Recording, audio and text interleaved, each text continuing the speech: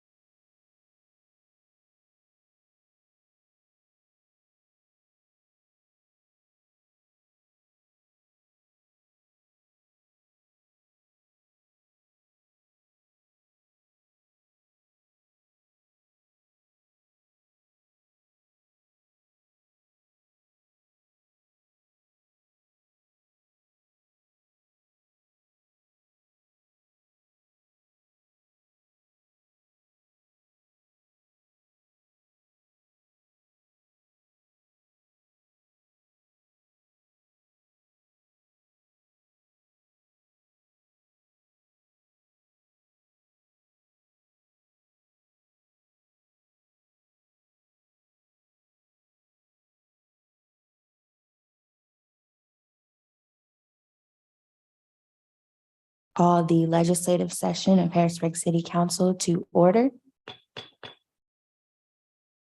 Mr. Parker, could you please call the roll? Ms. Daniels, Here. Ms. Green, Present. Mr. Mattson. Here. Mr. Majors. Here. Ms. Rawls. Mr. Rodriguez. Present.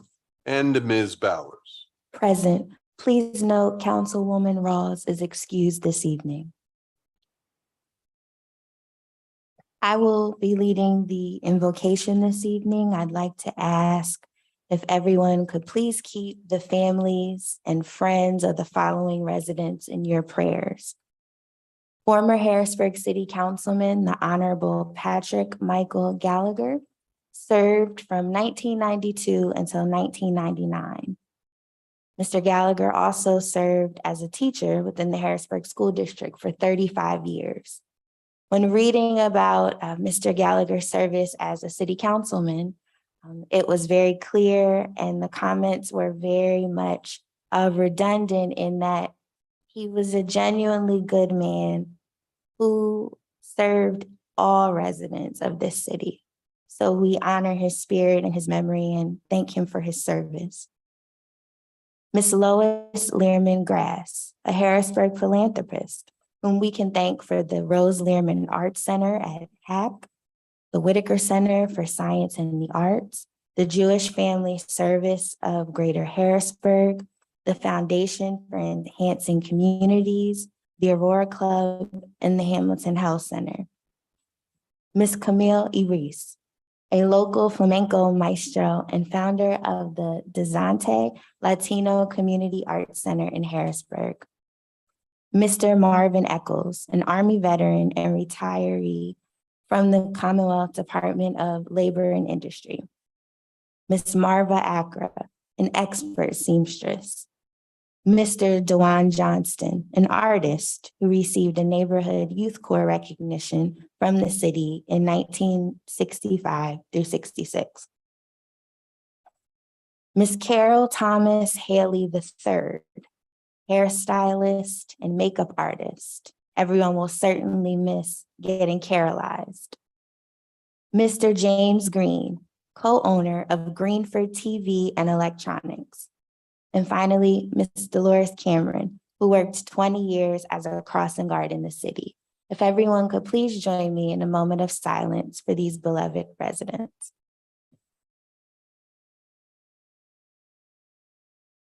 Thank you. The Pledge of Allegiance this evening will be led by Councilwoman Daniels.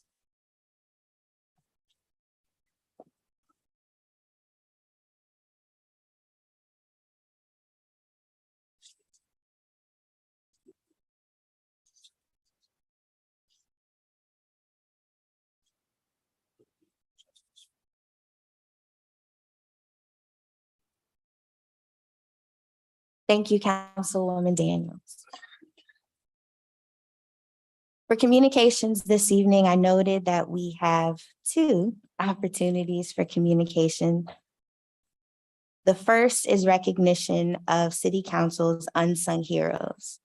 So some of you may remember in 2019, Harrisburg City Council honored 4 unsung heroes in our community. In 2019, both council members and residents nominated these deserving individuals. For the reignition of the 2022 recognition, council members were asked to nominate individuals from our community. It could be someone who helps their neighbors, volunteers with a local nonprofit, volunteers in Harrisburg schools, mentors and coaches our youth, or someone who serves the community through their church or fraternity or sorority affiliation. So when thinking of someone, I ask council members to please consider residents and those who really volunteer their time within our city to make it a better place to live, work, and play. So this evening, 4 council members nominated for, again, deserving individuals. So we will now present those awards. Council members, we have a plaque for each unsung hero as well as a proclamation. I'd ask that you please read the proclamation and then the plaque, and we will have the honoree come up to the dais to make the presentation. Following all presentations, we will have a 5-minute break just to take pictures and make sure that our honorees receive the recognition they deserve. So we will begin this evening with Councilman Majors and his unsung hero. All right, thank you, President Bowers. So the unsung hero that I chose was Miss Cynthia Watkins. I will grab this resolution out and read that in full.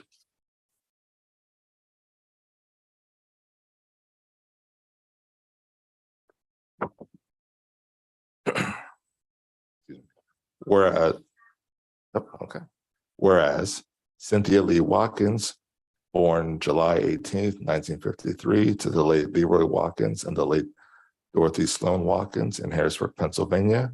And whereas Cynthia Lee Watkins attended Lincoln, Hamilton Elementary Schools, Camp Curtin Junior High School in the Harrisburg School District, and in 1969 was an original member of the newly formed Afro-American Club at Central Dauphin East High School, which still exists to this day.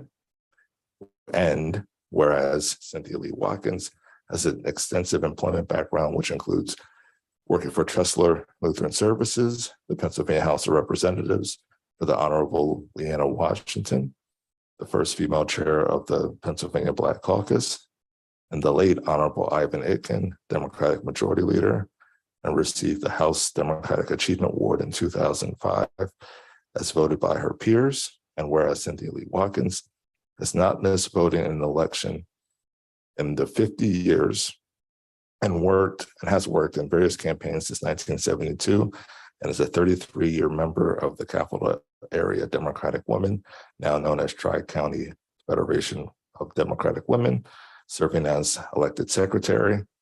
Whereas Ms. Watkins is the mother of one daughter and is a 2-year survivor of breast cancer and is active in educating young women of color about the necessity of proper breast care and yearly mammograms. Now therefore be it proclaimed that on Tuesday, September 27, 2022, Cynthia Lee Watkins has been awarded the Unsung Hero Award for her tireless commitment to her community, her race, her culture, and her family.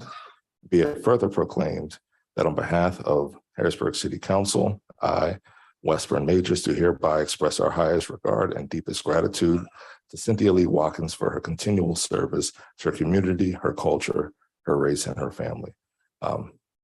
Just as a personal aside, Ms. Watkins has been someone who I can look to for advice when I need it, and a little nudge when she may think that I need to just be put back in the right path. I don't really astray too far, but she's always there just to give me a nudge and some sage and kindly advice.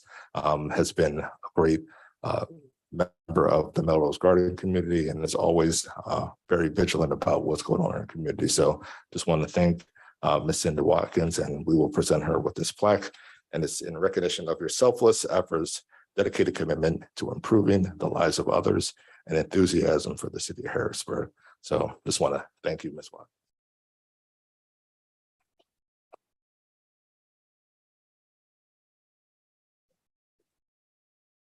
All right, coming up, Ms. Watkins.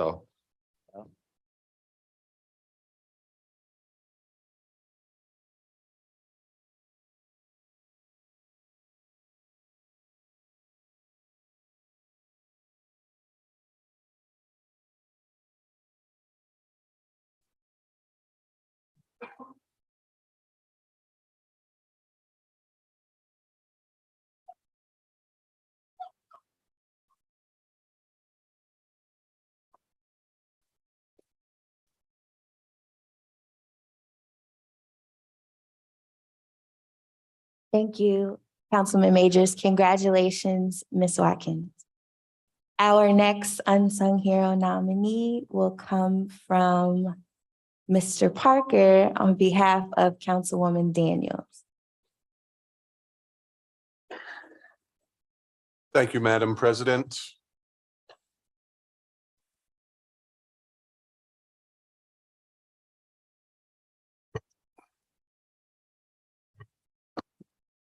Councilwoman Rawls nominated Angel Fox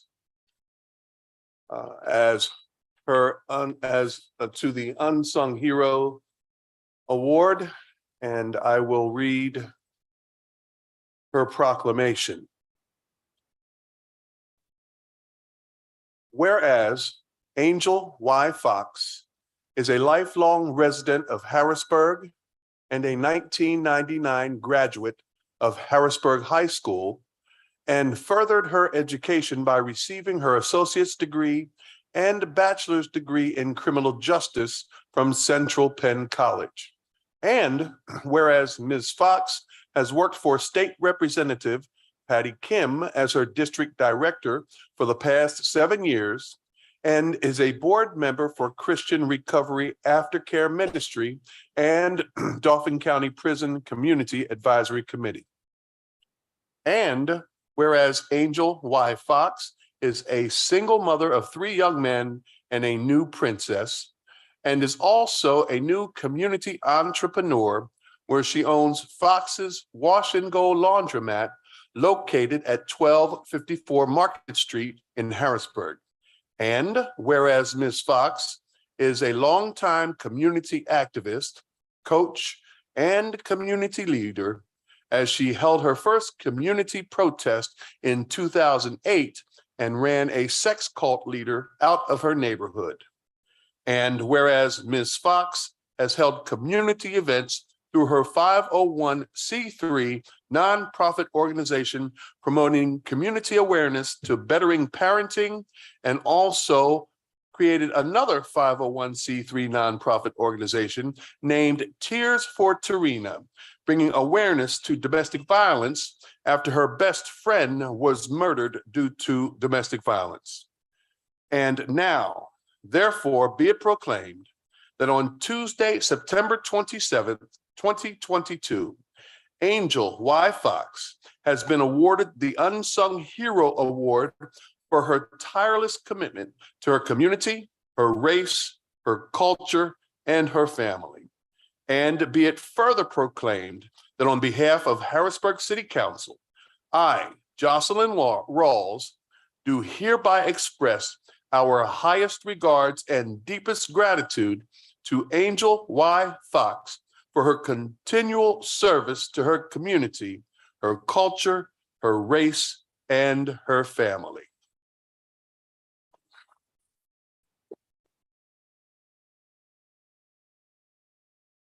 It doesn't appear that Ms. Fox is here today. We will make sure that she receives her plaque and her proclamation, which is truly well-deserved. Thank you, Mr. Parker. Considering Councilwoman Daniels has her hands full at the moment, could you please read her unsung hero?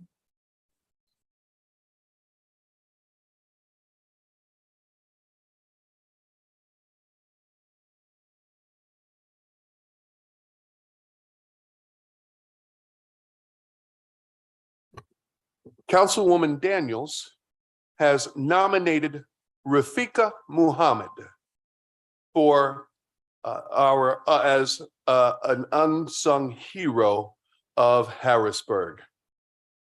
The proclamation reads as follows. Whereas Rafika Muhammad, a lifelong resident of Harrisburg and a 1976 graduate of Harrisburg High School, has been a central figure in the Harrisburg community with her work as an entrepreneur with urban agriculture and her undying dedication to improving the Earth's environmental conditions. And whereas Rafika Muhammad ran a family business for 34 years known as Creations of Family Muhammad at the Broad Street Market, along with her late husband, Dr. Ali Muhammad, who passed in 2017. And whereas Mrs. Muhammad founded Sustainable Human Environment, LLC, whose focus is to consult, educate families, communities, businesses, and individuals on living a more sustainable lifestyle through reducing their carbon footprint by recycling, healthy eating, use of rainwater, and proper use of waste management and disaster preparedness. And whereas Mrs. Muhammad co-founded Ngazi Incorporated, organized in 1985, and is a 501c3 nonprofit organization that provides arts and cultural programming in African American cultural awareness, promotes physical fitness, food and nutrition, and economics. And whereas Mrs. Muhammad is a loving mother of 10 children, grandmother of over 30 grandchildren, and great-grandmother of 8 great-grandchildren. Now, therefore it be proclaimed that on Tuesday, September 27th, 2022, Rafika Muhammad has been awarded the Unsung Hero Award for her tireless commitment to her community, the environment, her race, and her family. Be it further proclaimed that on behalf of Harrisburg City Council, I, Shemaine Daniels, do hereby express our highest regards and deepest gratitude to Rafika Muhammad for her continual service to her community, her culture, the environment, and her family.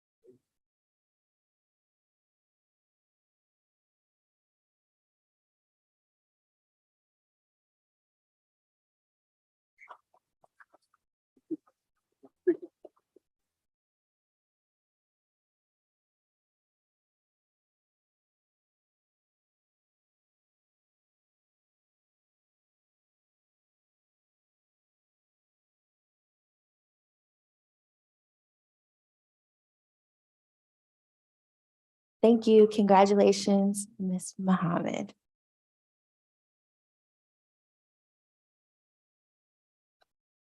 I will now present my nominee.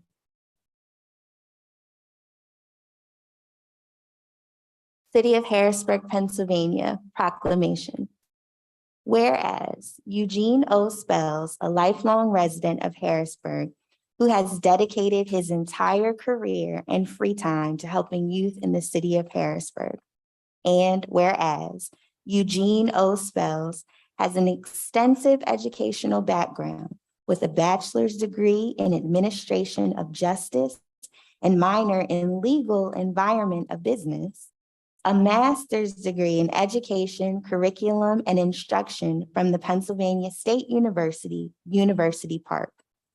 And whereas Mr. Spells currently serves as the principal at Camp Curtin Academy in the Harrisburg School District and has served as principal at John Harris High School, Scott Elementary, Melrose Elementary, and Roland Academy, and has been employed by the Harrisburg School District for over 25 years.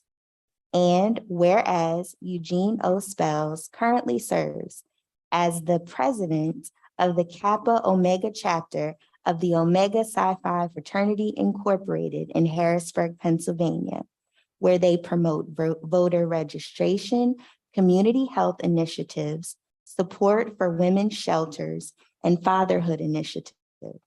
And whereas Mr. Spells has also dedicated 20 years to coaching Little League football for the Harrisburg Broncos and Harrisburg Cougars football programs.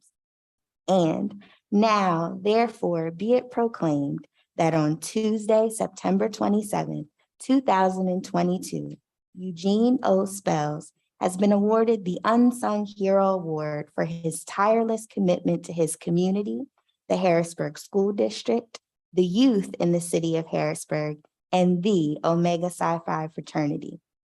Be it further proclaimed that on behalf of Harrisburg City Council, I, Danielle L. Bowers, do hereby express our highest regards and deepest gratitude to Eugene O. Spells for his continual service to his community, his fraternity, and the youth in the city of Harrisburg. Signed, Michael J. Parker, City Clerk, Danielle L. Bowers, City Council.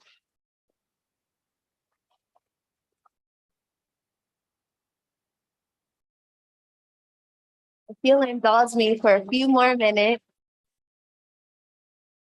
I'd like to read my rationale for your nomination, if you don't mind. So it gives me a great pleasure to nominate Mr. Eugene Spells for the 2022 Unsung Hero Award given by Harrisburg City Council.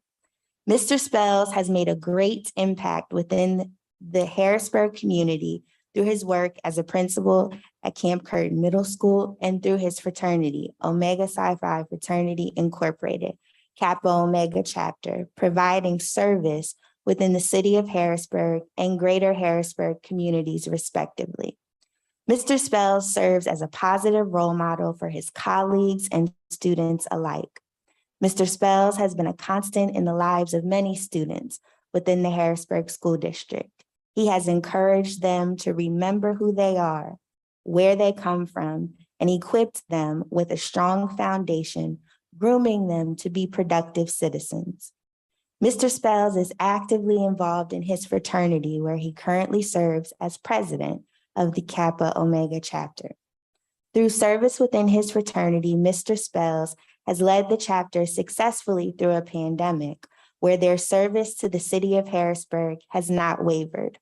The chapter has successfully co-hosted the inaugural Teen Summit with Councilwoman Rawls, hosted their annual talent hunt, hosted a series of fish fry and barbecue fundraisers for scholarships, volunteered with Habitat for Humanity, hosted their annual blood drive, hosted COVID-19 testing and vaccination clinics in conjunction with Hamilton Health Center, presented a dozen students from the Harrisburg School District and surrounding area school districts with scholarships to further their education, and hosted their annual women's breakfast for the women of the Bethesda Mission Women's Shelter.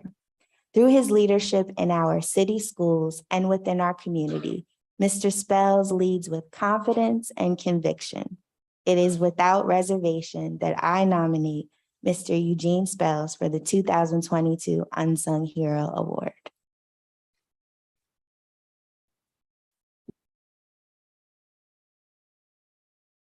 And I'll just read the plaque one more time. So we have the City of Harrisburg, Pennsylvania City Council seal, Harrisburg City Council Unsung Hero, awarded to Eugene Spells in recognition of your selfless efforts, dedicated commitment to improving the lives of others, and enthusiasm for the city of Harrisburg.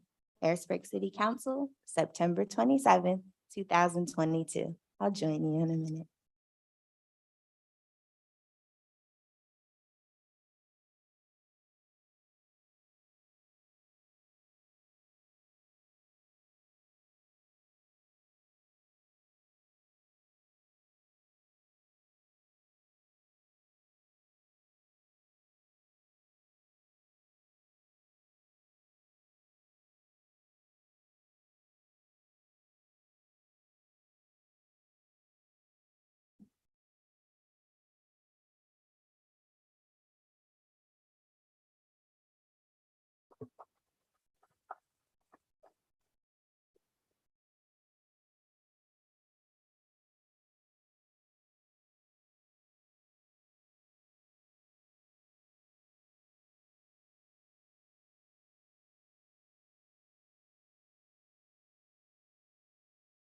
Thank you, everyone. If we could please give our honorees one more round of applause.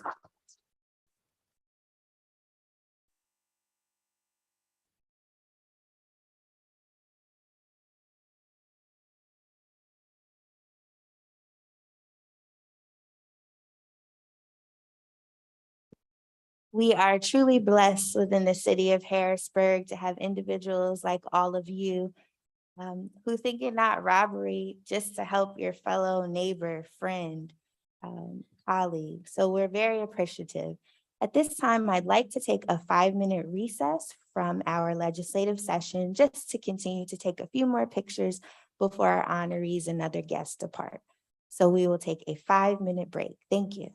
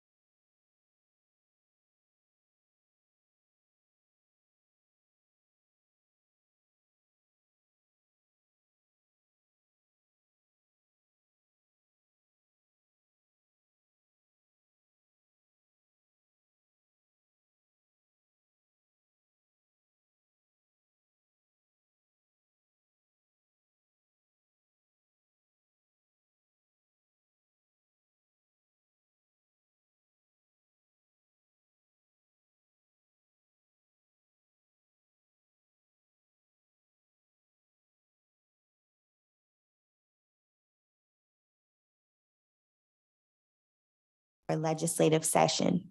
Before we wrap up our unsung hero recognition, I'd be remiss if I didn't note the presence of former Harrisburg City Council President, Ms. Vera White Reynolds, has joined us this evening to celebrate.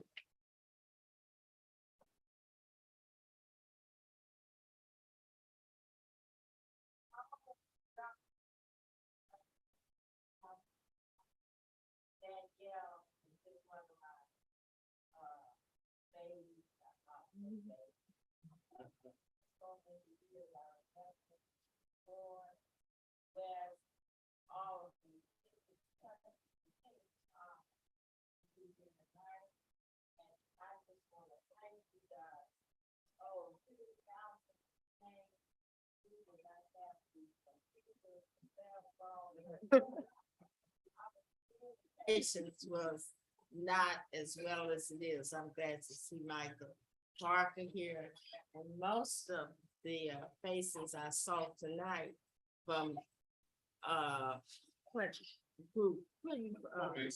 Omega Psi Phi.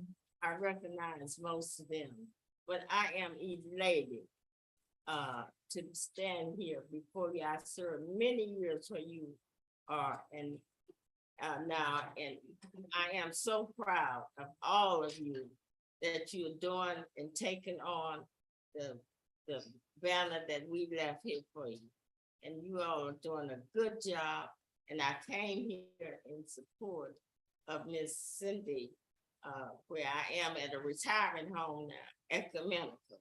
So if you all could, right off of Progress Avenue, if you all could come out there and I could just show you all off sometime, because I'm so proud of you. And may God bless you all. And the Youth Commission is, I think, being reactivated by the Honorable Miss Ross, who's not here, and I'd like to help her. And I reactivated it when I was there. Mr. Leroy Robinson had done the same thing, and I reactivated it. So she's doing the same thing, and she's on Parks and Recs. And I would love to do something with the youth in this committee, because my daughter graduated from John Harris. She's doing good. She's serving as a doctor, an obstetrician, and a pediatrician in Italy right now. And she said, yes, thank you. Yes, I'm so proud of her. And I'm most proud of all of you, because I feel like you all are my kids also. And God bless you. And thank you for honoring my friend, Ms. Watts. And may God continue to bless you and keep up the good work. But I don't know about these computers. Still don't know how to work. Thank you. You're welcome. Thank you so much for being here. We will now move to our next item under communications on our agenda this evening, which is the presentation of the 2022 mid-year finance report for the city of Harrisburg. I will defer to Vice President Green, our Budget and Finance Chair. Thank you, President Powers. I will turn it over to Ms. Marita Kelly and Mr. Timothy Brooks and Mr. Brian over here to give us our report. Thank you. Thank you, Chair Green. Greatly appreciated. We are here this evening to present the 2022 mid-year report, which takes you through the June 30th, 2022 mid-fiscal year. And I'm proud to say that I think you'll be reasonably pleased with the results. It's still early, we're still tracking, but I think we see some good economic trends that you'll be pleased with.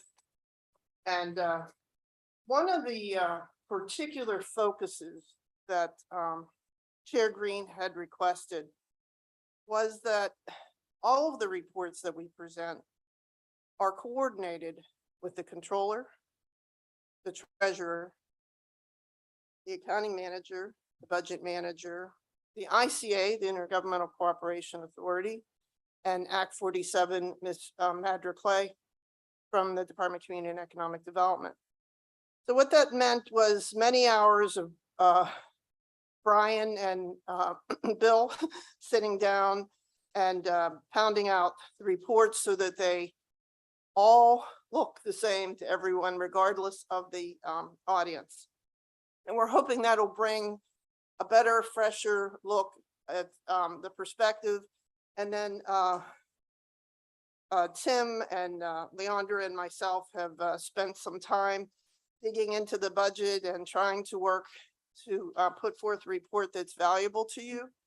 And I think you'll be pleased that these two gentlemen beside me have done a stellar job, and I am going to turn it over to Tim Brooks, the budget manager. And then when Tim is finished, Mr. Brian McCutcheon, the accounting manager, will be presenting as well. And then I'll remain for additional questions. Thank you.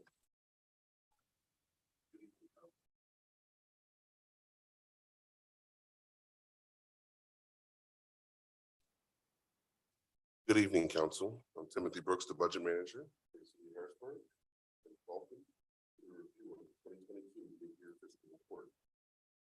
I plan to report on the City of Harrisburg's actions and financial status for the first 6 months of 2022. Mr. Brooks, if I could just ask you to speak into the microphone. Absolutely. Thank you. Let's adjust it here a little bit better. Would you like me to start over? Okay. The City of Harrisburg entered fiscal year 2022 with a new administration for the Honorable Mayor, Wanda R.D. Williams. Her first major task was to construct and introduce the 2022 annual budget. And on February 15th of this year, the 2022 annual budget was adopted with a surplus of over $1.7 million. Moving down to June of 2022, the city did our first budget reallocation, where we reduced the adopted 2022 net budget surplus of $1.7 million down to $582,000. On page 2, table 1 shows a summary, and let me bring that here.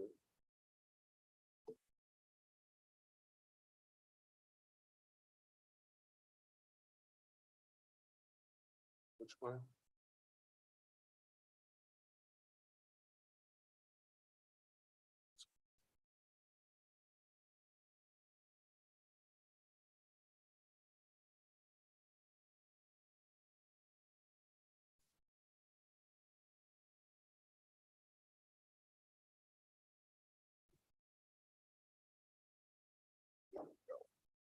All right, that's better for everyone's view.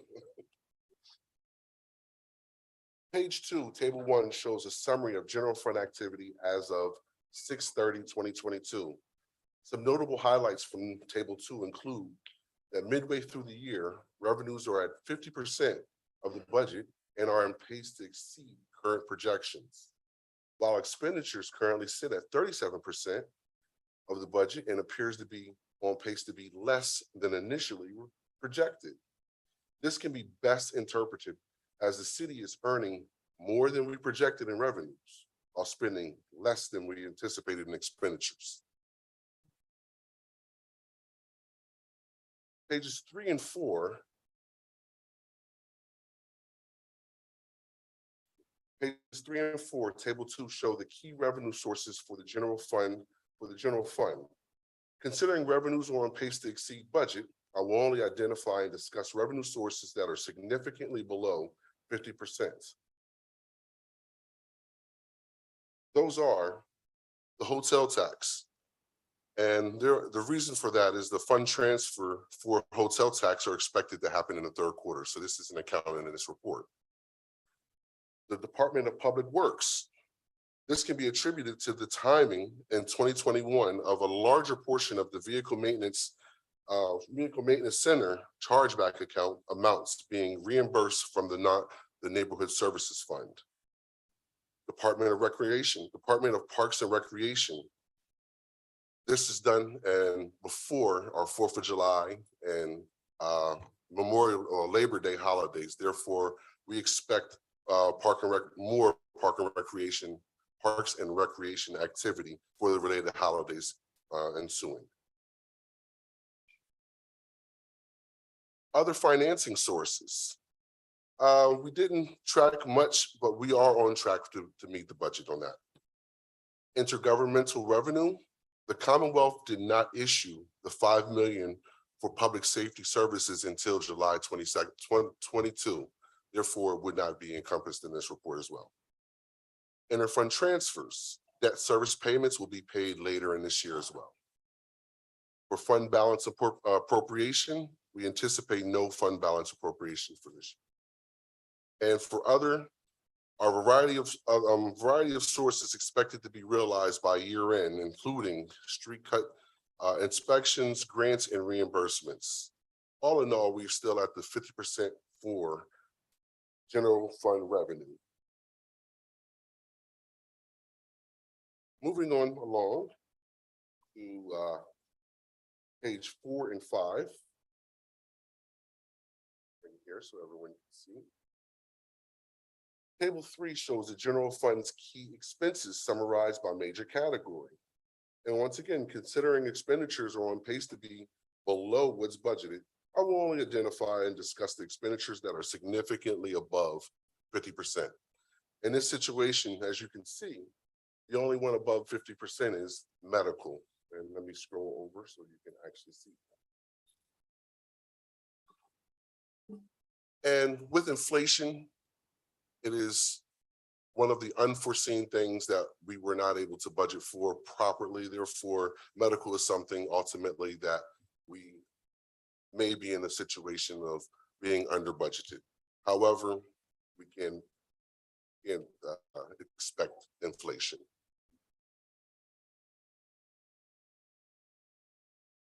Page 5 shows the Neighborhood Services Fund.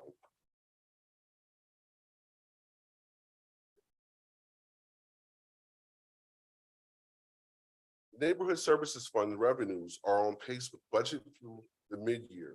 The fund's primary revenue source, garbage, refuse collection, and disposal charges, which combined represent 88% of the budget, were just at 51% of the budget through June of 2022. Some notable highlights from this table, table 4, revenues as of July 30, 2022 is only at 47% of what was budgeted and is expected to be on pace with 2022 projections, while expenditures are at 38% of the budget and expected to be on pace to be below what was anticipated. Again, this can be best interpreted as the Neighborhood Services Fund is earning more than we projected in revenues while spending less than we anticipated in expenditures. The remaining pages, pages 6 through 9, show our other funds, the city's other funds. We maintain several non-major and special funds that account for financial activity for a variety of reasons. These funds include the Capital Projects Fund, the Debt Service Fund, the State Liquid Fuels Tax Fund, the Host Municipality Fee Fund, Harrisburg Senators Fund, the Neighborhood Mitigation Fund, the Special Projects Fund, the Fire Protection Fund, the Police Protection Fund, Parks and Recreation Fund, WHBG TV Fund, and the Special Events Fund, all of which are on pace to meet and exceed annual budget projections. Due to this report being largely a summarization of the city's financial status, we also included an appendix which provides additional details on the information used to comprise the 2022 mid-year fiscal. And at this point, I'll pass it over to the accounting manager, Brian McCutcheon, to give you more information on the additional details.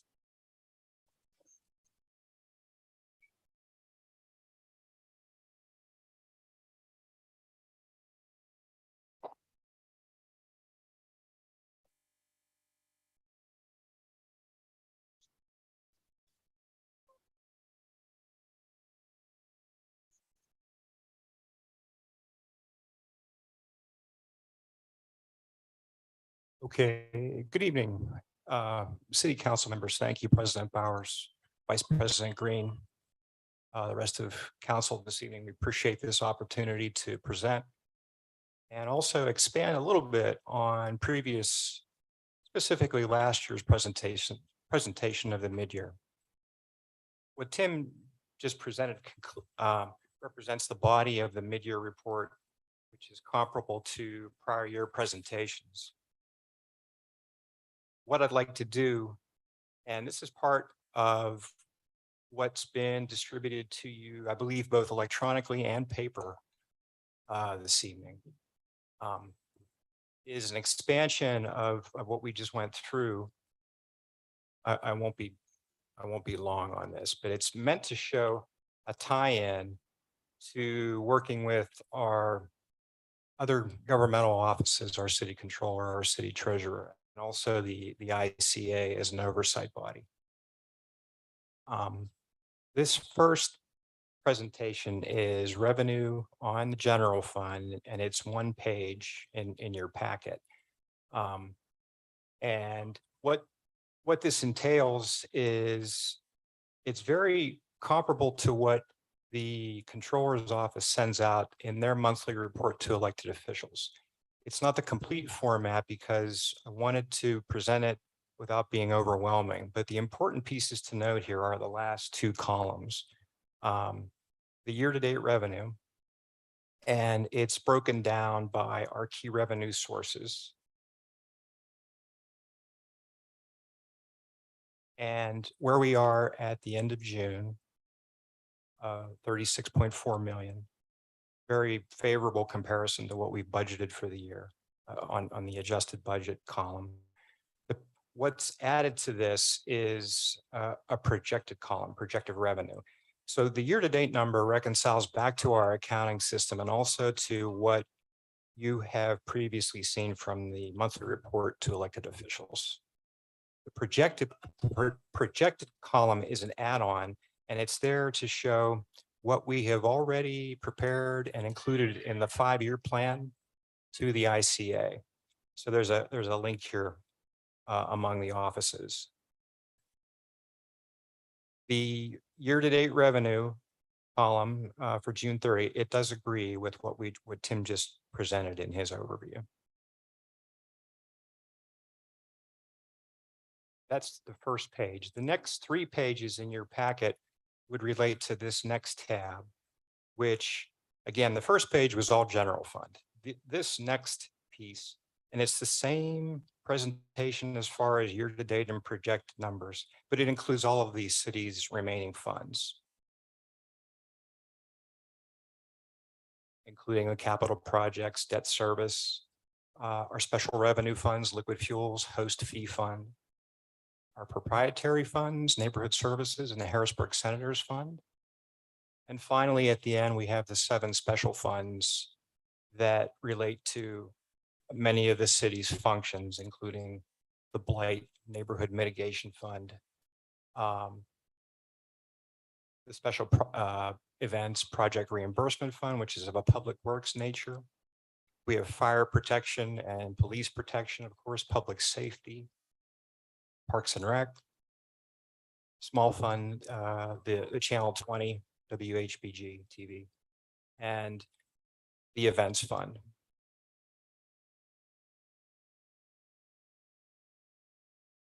That is revenue. Any questions before I move to expenditures? Okay. So I move on the expenditures tab. Again, the format we worked in discussion and review with the city controller's office as far as wanting to add a projected column. And the other columns are here that they have good relevance as far as the amended budget, year-to-date expenses with encumbrances, the remaining budget and percentage.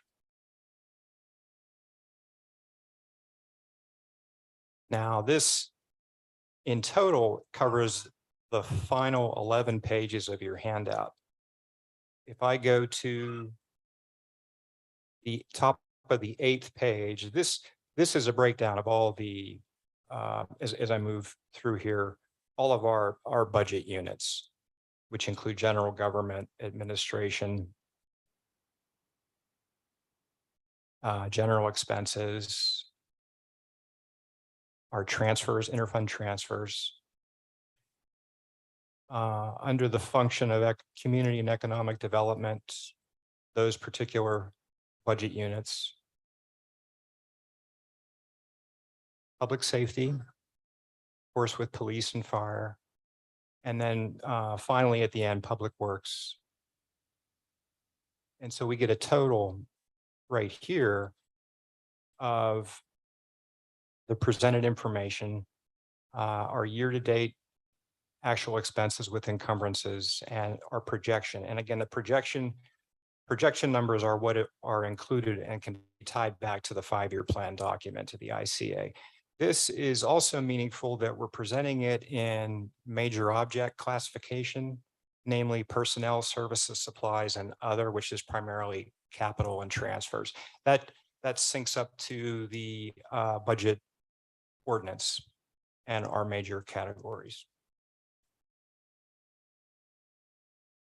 And again, like revenue, this continues on from the general fund here, and the final 3 pages of your handout include the other funds.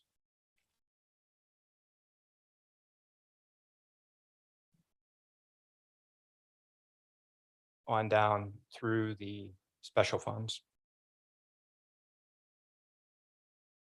The final tab of my overview here is I added this on. I apologize. This was not included in what was distributed to this evening, but it's very short and it is a reconciliation piece. And what I mean by that, in the in the mid-year report that we just went through, the expenditures are shown on the cash basis. And we always look at that, of course, but then we also have to consider those open purchase orders that still have balances or encumbrances. And that, you see that encumbrance information in the previous presentation or previous tab, where we say year-to-date expenses plus encumbrance. That's our cash basis, actual expenses plus outstanding encumbrance balances. So this reconciliation serves that purpose of what's in the main body of our mid-year document. And we simply add the encumbrance balances that are in that previous tab. And then the actual expenditures will reconcile back to what you see in the monthly report to elected officials. And this just shows that flow again among all the funds, our governmental funds, the general fund, the capital projects, debt service, special revenue, liquid fuels, host fee, proprietary neighborhood services, and the senators, and on through the special funds.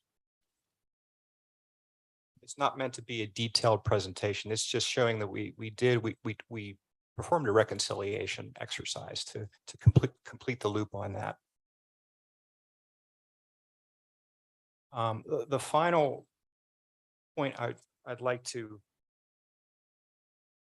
review, if I go back to our expenditures tab and back up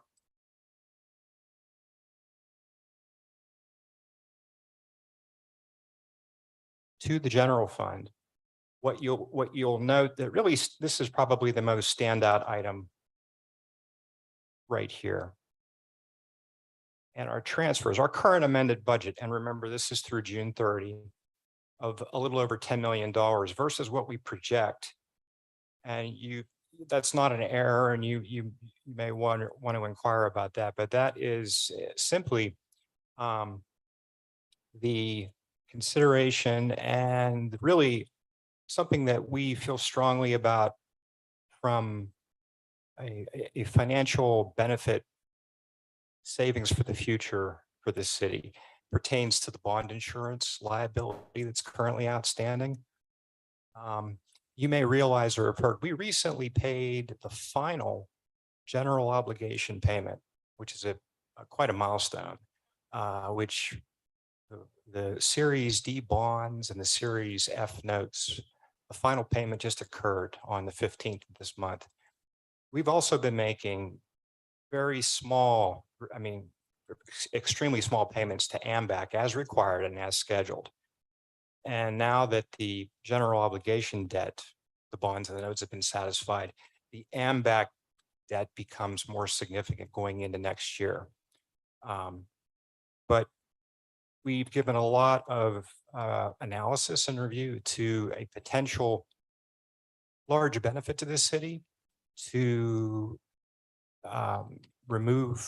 to fully liquidate or pay off that AMBAC debt.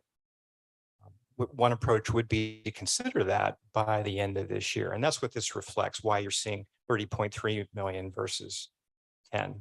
So it's something that's being reviewed and I guess really, heavy consideration is going into this. If that were to occur, the city would have a year-end cash position approximately 17.9 million based on that scenario. And relative to where we are right now, at the end of September, very close, I project we will have 36.1 million in cash as of the end of this month. And in taking a look where we were last year at this time, we were at 36.6 million. So we're very extremely consistent in that particular comparison.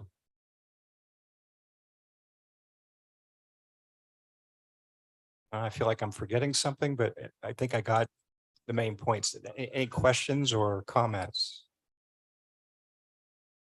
I don't have any questions at the moment. First, I'd like to say thank you all for your presentation tonight. Thank you for the work that you've been doing to making sure we're staying on budget and that also that we're being transparent throughout the process, making sure the public has access to things and that we're also coming and speaking about it in public. I think that's really important because budget doesn't just happen in December. It happens all year long. It's a very important process and it's important for everyone to know what's going on along the way. Not that we pass a budget and no one knows what's being spent or when it's being spent. So thank you for all of that. Listening to the report tonight and looking at the report on paper, it seems like we're in a pretty good position with our budget so far this year.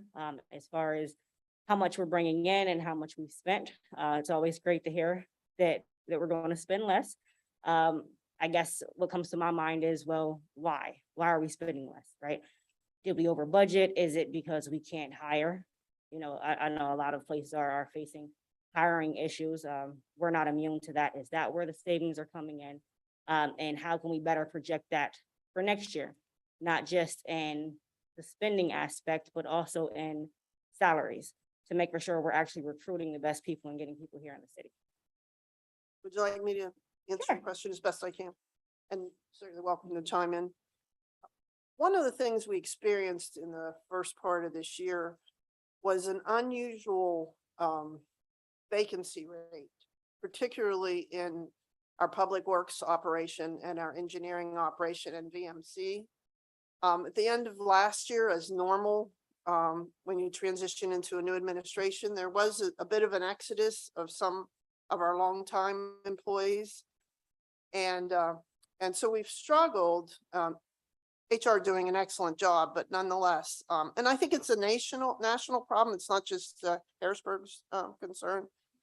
But the interesting thing is you had a public works director last week present to you that he was able to hire 11 people because he took the initiative and really came in and really decided we have to get this trash picked up. We have to get these tasks performed. So he's hired trash haulers. He's hired mechanics. He's hired a number of people. So we are catching up a little bit on where we were with the 37% because we're finally hiring these people and they're in place. And that's just public works. There's other departments as well. As you know, we just brought on a number of new police officers. Is it 6 or 7? I'm sorry, I don't have the exact number, but so that's excellent. And then, so we're thinking that part of it is part of the economy and the fact that it's really a market for employees.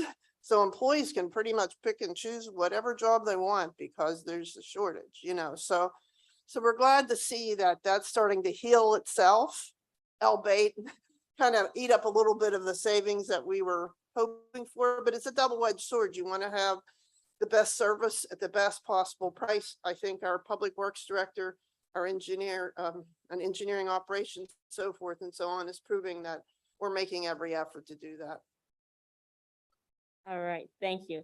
I'm going to open it up to my colleagues if they have any questions. I will start to my right with Councilman Matson. Yes, thank you for that presentation. Certainly pleased to hear that we're in such good fiscal shape. So I just have one question, and that is, what is the recommended amount, given that we're going to pay off this debt, for reserves or rainy day funds? Is there a set amount or a percentage of the budget that should be there? Excellent question. As you know, council adopted several years ago a fund balance policy that is excellent, but it's still lower than what the Government Finance Officers Association is hoping for. So perhaps we can tune that up at some point in the future. But it really depends on many, many factors, and you have a multifaceted operation. We just paid a major bond. What was it? What was the amount we paid on that? Yeah, final payment was 8.4 million. 8.4 million. Now that's the last payment on those series. Was it C bonds? DNF. DNF, yeah. And so that certainly helps the picture. So there's really not a real clear answer, but the best I can tell you is GFOA is saying about 18% of your total revenue should be put aside. Now, that said, you also have some extenuating circumstances in that you're the capital city. So there's a large part of your property values that are exempt because not only are you the capital city with the state being here, but you're also the county seat and obviously the city seat. And so there's a lot of factors that we would like to discuss with you further, and particularly Chair Green, and make those determinations as to what you believe is best in conjunction with the mayor and so forth. But I think right now we're in a good position. I know we have considered the controller's very interested in paying down the 20 million that we owe AMBEC because we're paying a significant amount of interest to them. Now, there's a plus minus to that. So that will all be part of that intelligent discussion that Ms. Green and our team and the mayor's team, well, we are the mayor's team, discuss and hopefully be able to give you a much more thought out and more intelligent perspective as to what we think is the norm and what we think would benefit the city. Probably too early to have this conversation, but at what point can we go back to the market and borrow for things we really strategically need to improve? And the ICA report that we submitted on August 4th actually includes a $15 million borrowing. Now, that said, we're still on Act 47 and we still do not have a credit rating. But the goal is for next year, if all things go well, that we would consider doing a borrowing of 15 million and help to offset those major capital needs that the city currently needs. And now, albeit if without the credit rating, we're going to pay a high interest rate. So we're trying to work with individuals who can advise us. Hence, we want to do an RFP for a financial advisor here in the near future so that they can give us perspective. Now, I have been approached by some financial advisors as a finance director for the city. And at least 3 of the 6 that have approached me have said, the city is a very credit-worthy city. So we're hoping that that is a good sign. And certainly the budget that you passed this year is a good sign. First time in 30 years, you passed a budget that not only had a balance to it, but it had a significant asset. And so So I think we're on the right track and we hope that we can continue that track, albeit, there's always issues that come up for a city this size with the complexity the city has. And I just need to add, just because it's public discussion, we are still at this moment statutorily prohibited from borrowing. So until we process a couple more check boxes, and they're doable, but right now we cannot borrow based on the law as it stands right now. Understood. Thank you. All right, Council President Bowers. I don't have any questions at this time. I'd like to take some more time to review the report, but thank you very much, Mr. Brooks, for your work. And I might add, whatever we can do to continue to provide input back to you, my team and Mr. Brooks and Mr. McCutcheon and myself, we're more than willing to sit with you and provide that to you, or in a public meeting. If there's further questions, we're happy to do that. Thank you. Quite welcome. Thank you. Councilman Majors. Thank you. Just a couple of questions. So to Vice President Green's question regarding the vacancy rate, do we have that number for each department? So, what percentage of where we currently stand now is as a result of vacancies, or how many vacant positions still existed within the administration? We're not prepared to present that this evening, but we can work with Joni to obtain it and provide it. Okay. Happy to do that. Thank you, because, to Vice President Green's point, I think that's, something valuable for us to consider, to take a look at as we're, looking to plan ahead. I think from our last meeting, when we got quarterly reports from department heads, one of the things that stuck out to me as Chair Building Housing were a number of vacancies within the Bureau of IT. And, we have significant vacancies there. I know there are vacancies within solicitor's office, et cetera. So, we want to make sure we're, cognizant of that. And, what implication does that have on us being able to do work? And then also to that, could we get information on those vacancies regarding the union and non-union positions that are vacant?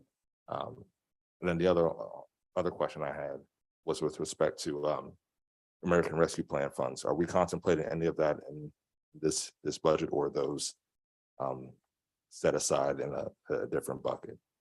I didn't see any real mention of that.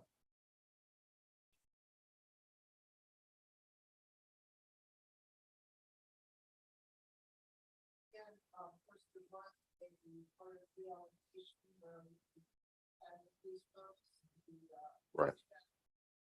So that's the portion that's included and incorporated in the action. However, it's my understanding that the mayor has presented a proposal, and then that proposal will want to come before you for further consideration for the remaining amount within the next 30 days. Although I can't keep her, she will help me, but that's what the anticipation is. Okay. All right.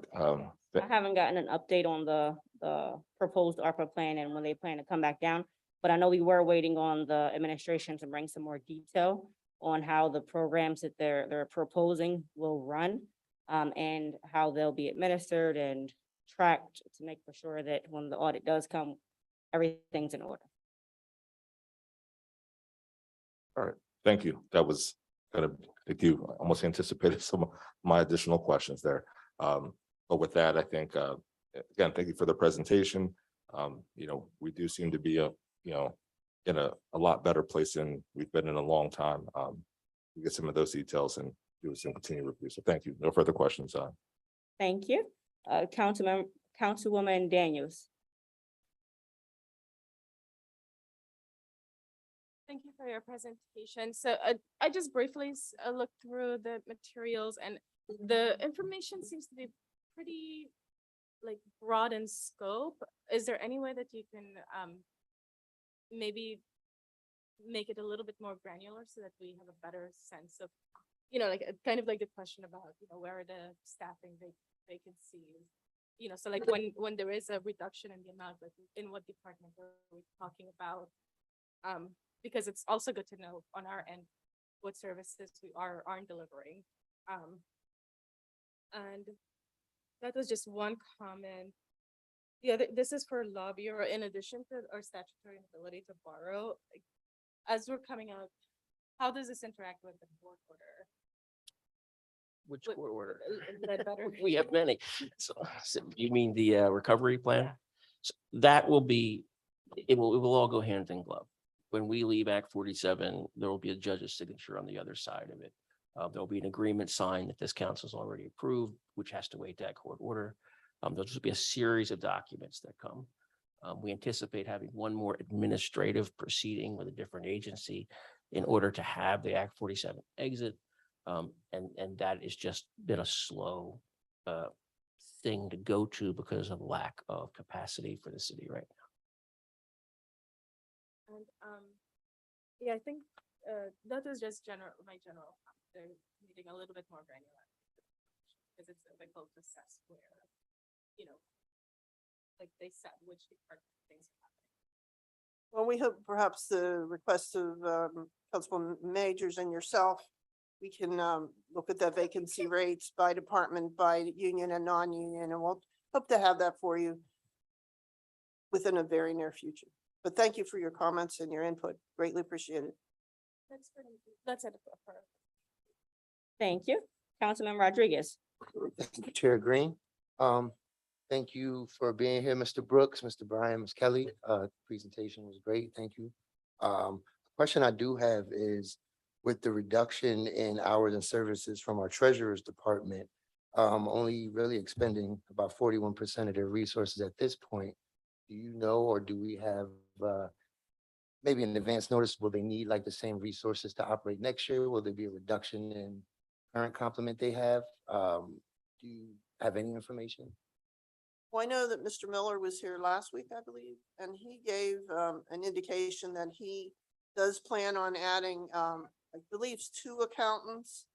And he also has some other increases to go to 5 days a week service via the treasurer's office. So that's what we know right now, but Mr. Brooks and myself are still meeting with the departments and the elected officials who hold office and their budgets. So we'll know a little more in the very near future, but it looks like he will definitely be adding 2 new positions. One which was a position that was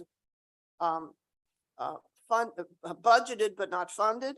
So that's not a brand new position, and a new position. They're both auditor too. So. My apologies for missing that last week. Oh, Is no there, worries. I'm just giving you a little. is there an ETA on that? Will it be before the new year or? He when- said January 1, 5 Okay. days a week. Awesome. Yeah. And then also, I guess for deputy, would it be possible to get a listing of current trainings that the officers are taking? That's budgeted for? For the rest of this year? Yes. Or just in general? Awesome. That's all the real questions I have, Chair Green. Thank you. Thank you very much. Looks like Mr. McCutcheon has something to add. Yeah, just, I think this is important, and these percentages, like what's up on the screen right now, Vice President Green, you mentioned, why we've only used 37% of the budget through June 30. And subsequent to this report, again, this is June 30, we've had some material things happen already on both sides of the fence. Revenue, for example, capital fire protection funds came in, I believe in July or August. That was 5 million. That's not reflected here. We anticipate this week from the Department of the Auditor General, the pension system state aid, which is round about 3.25 million. So there's over 8 million that's not reflected in revenue, but more to your observation on expenses. The GO debt payment we mentioned that we just did, that's 8.4 million. The pension MMO this year for police and fire, which really exceeds the state aid. In recent years, that's been the case, but that's $4 million right there. So it's like a smoothing. We don't have our revenues. A good bit of our revenues are recognized evenly throughout the year, but we do have these outliers that hit when they hit, and they're significant. So had the pension, had the debt happened in June, this percentage, of course, would be more reflective of what you would expect to see around 50%, give or take. Thank you very Thank much. you. for that. Thank you, Brian. Good, very valid points. Appreciate it. All right, thank you very much for your presentation. Thank you again for being here tonight. I really appreciate the ambitious mindset of paying off the AMBAC debt and that discussion. I will note that as the future is unseen, dropping our fund balance to 17 million is risky. And I'll put it on the record and I'll just say it in public. Would love to see us not have that debt looming over our head, but I think we have to be intelligent in our forward thinking and understand we don't want to put ourselves in a position that years down the line, and we're not talking 20 years, we're talking, look at our 5-year projections, right? Make for sure that we're looking at our 5-year projections when it comes to revenues and expenditures, that we're not going to need to dip into fund balance and have a fund balance that's already bare minimum. So that's just something I want us to think about as we're going into this discussion as a whole. I love being debt-free personally. I think if we all can pay our debt off, we try to, but it's understanding that if you pay your debt off and can't buy food, it doesn't make sense either. I think that's all that I have. Thank you very much. And thank you, Chair President Green. Bowers. You're welcome. Thank you. Thank you all. We will now move to courtesy of the floor. I don't see anyone, but I will just note for the record, you will have 2 minutes to share your comments. Please state your name, your address. If you don't feel comfortable sharing your address, please share the vicinity in which you live. And Mr. Parker will serve as our timekeeper. I will begin to my immediate right. Is there anyone that would like to offer public comments? Seeing and hearing no one, anyone in the middle section?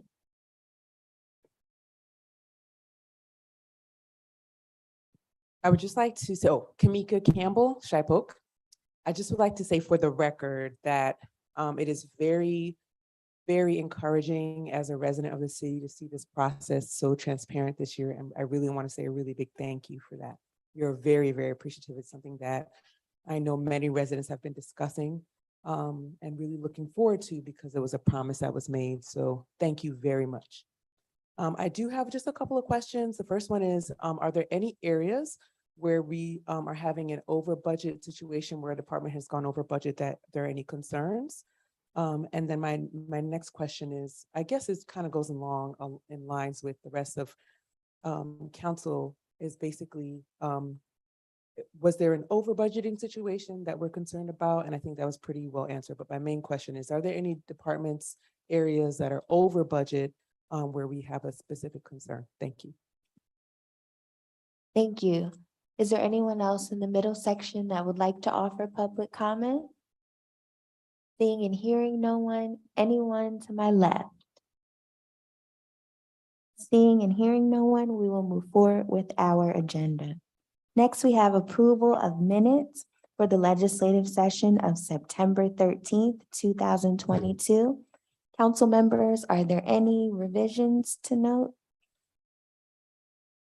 Seeing and hearing none, the minutes will stand approved. We will now move to reports of committees. The first report you will hear this evening will come from Chair Rodriguez on the work session of September 20th, 2022. Chair Rodriguez. Thank you, Madam President. On September 20th of 2022, the Public Safety Committee met to go over the quarterly reports for the Public Safety Department directors. Captain Terry Whelan for the Harrisburg Police Department was joined by Commissioner Carter for their portion of the report. Currently, the department's complement is at 136 as the department looks to fill vacancies during the hiring period. There were 63 applicants ready and prepared for the academy this season. To date, 5 cadets are at Temple as of May 31, 1 finishing field training, and 4 at HAP. There was also discussion on law enforcement grant up to $5 million in the CVI, Community Violence Intervention Grant. Some of the police trainings include de-escalation, being physical in the field, and the Dauphin County mobile training. We are currently at a 33% lower difference from the second quarter in the homicide rate. The CSAs currently have 5 full-time staff, and the processing of number 6 is underway. For the season, 363 calls for service have been responded to, such as parking, foot patrols, and non-reportable accidents. Director Ann Montgomery joined for Codes Department. The year-to-date revenue is $1,114,352, which is slightly down from last year. Mike Cobble, Codes Officer, has been addressing many concerns from Governor's Square, where they are working to get the entire property up to code. Also, the 11-story addition in Harrisburg University is still scheduled to be completed by the new year, which is great news. And the Hershey Catherine School is just about completed as far as approvals and hearings. Chief Enterline from the Harrisburg Fire Department joined us on behalf of the Harrisburg Fire Department. Congrats, by the way, to Mr. Marty Henderson, retiring after 27 years of service. His position is currently being looked at to be filled currently. The South Central Task Force has transitioned from a volunteer base to career opportunities to those that are serving in that particular group.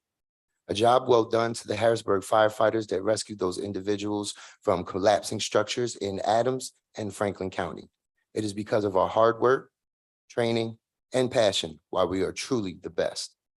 Some of the trainings taken by the department include, but not limited to, technical rescue, vehicle training 1, and boat and operations rescue.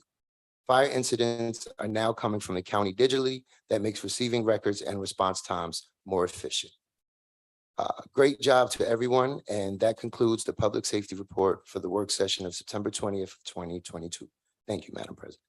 Thank you, Chair Rodriguez. The next report you will hear this evening will come from Chair Mattson on the work session of September 20th, 2022. Chair Mattson. Thank you, President Bowers. On September 20th, the Public Works Committee received a quarterly report going over the Department of Public Works work so far this year. Public Works Director David West and Deputy Director Austin Griffin were present. And it should be noted that Mr. West started his role in July. So Mr. Griffin gave the first part of the report. Mr. Griffin gave an overview of street paving, identifying the streets that were paved this past year. Mr. West gave a report of activities since taking over the role. Mr. West provided a detailed overview of note. The committee was given an update on staff training, sign location and changes. Mr. West then provided an update of surrounding municipal contracts of waste collection and whether the current complement would be able to provide quality public service. Mr. West did say that we did have a good enough complement to continue quality work regarding those contracts and quality work regarding needs in the city as well.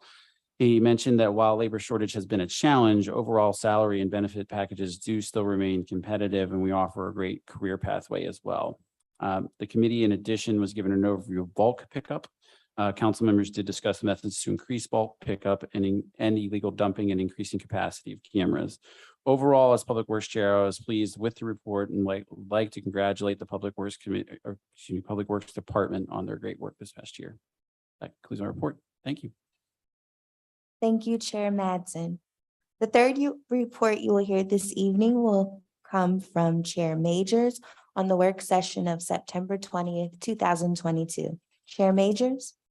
Thank you, President Bowers. On Tuesday, September 20th, Building and Housing Committee received a quarterly report from Steve Fortner, the Director of the Bureau of Information Technology. Of highlight, he let us note that the city remains on track for our mainframe migration in 2024, which will result in a significant savings to the city as we transition away from a legacy system. There are several open positions within the Bureau of Information Technology, chief among them the Deputy for IT, our GIS coordinator, and our help desk. But Mr. Porter did note at the time of the meeting that an offer was being made to an individual to serve at the help desk position. Additionally, the city completed in the first 2 quarters the transition to a VoIP system in May, which is resulting into a $25,000 cost savings to the city for our communications internally. Additionally, Mr. Bordner is working to help us with the communication software here in City Council chambers so that we can complete the migration so that we can ensure all of our hearings and virtual meetings can be held in as outlined in Bill 1 of 2022, as we were moving to having our boards, authorities, and commissions be able to have a virtual option. There are several items that are on back order. Additionally, with the staffing challenges, it's just taken them, there's a slight delay. We have received one quote from a company that will potentially be able to provide those services, but we may have to go out to bid in order to get additional folks to give us the best price and vet the different offers that may come before us. With that, that concludes my report. Thank you, Chair Majors. The next report you'll hear, I will deliver on behalf of Chair Daniels on the work session of September 20th, 2022. On Tuesday, September 20th, 2022, the Community and Economic Development Committee met to discuss the third from the Bureau of Planning. Mr. Jeffrey Knight, Planning Director, shared the third quarterly report. Mr. Knight shared a handout that noted numerical data. Some highlights include from July 5th, 2022 through September 20th, 2022, there were 147 building permits received, 67 mercantile permits, and 39 right-to-know requests. In terms of zoning and land development, there were 12 variance and special exception applications filed. There were no subdivision or lot consolidation land development plans or street vacations. In terms of historic preservation, there were 12. There was a review of the Historical Architecture Review Board.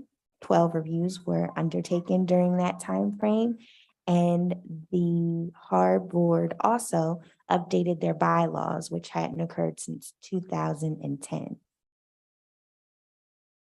There were 5 floodplain development reviews.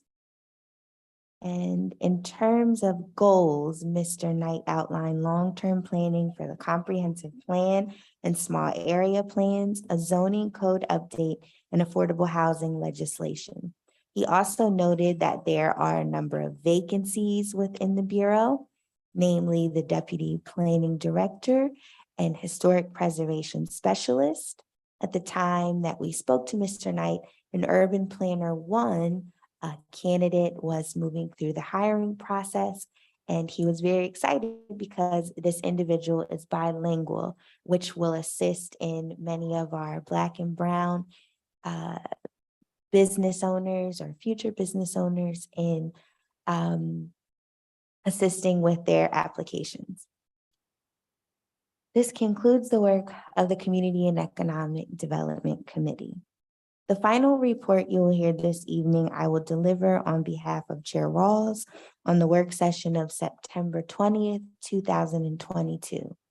I will note that Councilwoman Rawls shared her report with me via email to read tonight. On September 20th, 2022, David Baker, the Parks and Recreation Director for the City of Harrisburg, gave the Parks and Recreation quarterly report. Goals of the department include public outreach goal has been reached with the help of the park rangers. 37 city addresses have had trees removed because of the senior and income-based city tree removal program the city implemented. Events webpage for the city has had an uptake in hits to the site. Major projects, facilities department has a few major projects. The HVAC system for public safety, as well as the HVAC system in the Aaron Johnson building. Reservoir Park Mansion bids are out, and the upgrades should be started in the near future. The Parks and Rec Department is helping Public Works with illegal dumping, and Central Penn College is looking to adopt the Skyland Stadium as their field. They have been assisting the city in updating the field so far. They have graced the field with a new scoreboard. Several questions were received from council members, including was the goal met for the tree removal program, and what is the status of the Living Memorial Project? Grows or things to work on, reaching out to more local performers to perform at Harrisburg City-sponsored events, and the department needs more park rangers and workers in order to keep up with the demand and the number of parks in the city. This concludes the work session report for the Parks, Recreation, and Enrichment Committee, again shared on behalf of Chair Rawls. Council members, we do not have any ordinances for first reading, nor do we have any ordinances for amendment. There are no ordinances for final passage. We will move to resolutions. Resolution 54 of 2022. Mr. Parker, could you please read it into the record? Yes. Resolution 54-2022. A resolution appointing Marita J. Kelly, Gregory S. Daler, Stephen Greer to serve on the LERTA Appeals Board. Thank you. This resolution will move to the Administration Committee. Next, Resolution 55 of 2022. Mr. Parker, could you please read it into the record? Yes, Resolution 55-2022. A resolution appointing Mr. Percy Bullock to serve on the Coordinating Committee of the Harrisburg Area Transportation Study. Thank you. Resolution 55 of 2022 will move to the Public Works Committee. Next, we have Resolution 56 of 2022. Mr. Parker, could you please read it into the record? Resolution 56-2022.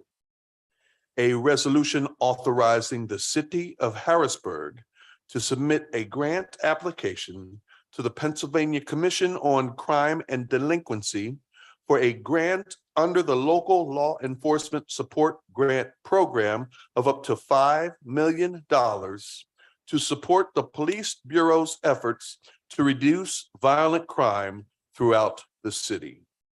Thank you. Next, we have Resolution 57 of 2022. Mr. Parker, could you please read it into the record? Resolution 57-2022. A resolution authorizing the City of Harrisburg to negotiate and enter into a professional services agreement with Anthony Russo Food Safety and Environmental Health Inspection, LLC, to conduct health inspections of food facilities within the City of Harrisburg. Thank you.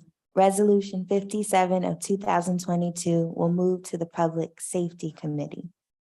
Our final resolution this evening is Resolution 58 of 2022. Mr. Parker, could you please read it into the record? Yes. Resolution 58-2022.